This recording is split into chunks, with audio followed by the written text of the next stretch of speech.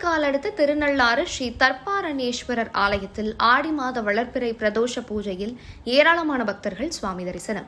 காரைக்கால் அடுத்த திருநள்ளாறில் அமைந்துள்ள உலக பிரசித்தி பெற்ற அருள்மிகு ஸ்ரீ தர்பாரண்யேஸ்வரர் தேவஸ்தானம் ஸ்ரீ சனி பகவான் ஆலயத்தில் ஆடி மாத வளர்பிறை பிரதோஷத்தை முன்னிட்டு ஸ்ரீ நந்தி பகவானுக்கு சிறப்பு அபிஷேக ஆராதனை தொடர்ந்தது. அதனைத் தொடர்ந்து மகா தீபாராதனையும் நடைபெற்றது.